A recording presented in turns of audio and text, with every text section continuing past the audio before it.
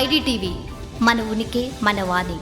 Qatar దెబ్బకి ప్రపంచం సంక్షోభానికి ఎదుర్కోబోతుందా? LNG విషయంలో ఇరాన్ చేసిన దాడిలో ఖతార్లోని రాస్ లఫాన్ గ్యాస్ స్టేషన్ పూర్తిగా ధ్వంసమైంది. Almost S6 S4 gas stations నుంచి ఏదైతే ఈ గ్యాస్ ఉత్పత్తి ఉందో ఇక్కడ పూర్తిగా దెబ్బతింది.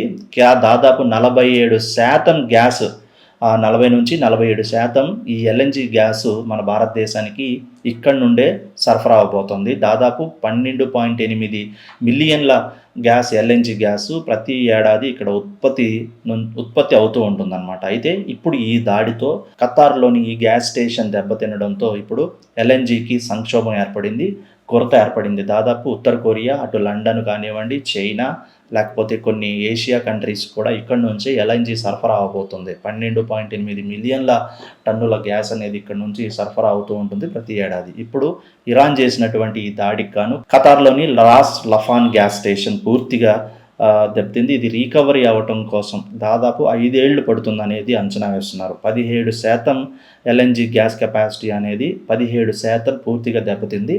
మొత్తం అక్కడ ఉన్నటువంటి దేశాలు ఇక్కడ నుంచి దాదాపు 30 దేశాలకు ప్రతి నెలకి లేకపోతే 6 మంత్స్కి ప్రతి ఏడాది కూడా 30 దేశాల వరకు కూడా ఇక్కడ నుంచి గ్యాస్ని దిగుమతి చేసుకుంటున్న పరిస్థితి. ఇప్పుడు ఈ 30 దేశాల పరిస్థితి ఏంటి, ఎల్ఎన్జీ మళ్ళీ పునరుత్పత్తి కావడానికి ఎంత సమయం పడుతుందో తెలియని పరిస్థితి. మొత్తానికి ఖతార్కు ప్రపంచంలోని అతిపెద్ద ఎల్ఎన్జీ స్టేషన్ రాస్ లఫాన్ మీద ఈ దాడి జరగడం ఇప్పుడు ఎల్ఎన్జీ గ్యాస్ సంక్షోభానికి పెద్ద ఎత్తున కొరత ఏర్పడనుంది. ఎల్ఎన్జీ అందుబాటులోకి రావడానికి మళ్ళీ ఈ స్టేషన్ పూర్తి స్థాయిలో ఉత్పత్తి చేయడానికి ఎంత కాలం పడుతుందనేది కూడా ప్రశ్నార్థకం. అక్కడ ఉన్నటువంటి పూర్తి అంచనా వేయలేని పరిస్థితి అన్నమాట. దాదాపు అక్కడున్న లెక్కల ప్రకారం చూస్తేనే 5 ఏళ్ల వరకు కూడా ఇది రికవరీ అవ్వడానికి పట్టే సమయం అంటున్నారు. అంటే 5 ఏళ్ల వరకు కూడా ఎల్ఎన్జీ సంక్షోభం ఎదుర్కోబోతున్నారా ఈ 30 దేశాలు అంటే? అవుననే వినిపిస్తుంది. ప్రస్తుతానికైతే ఎల్ఎన్జీ కొరత తీవ్రంగా ఏర్పడనుంది ఈ 30 దేశాలతో.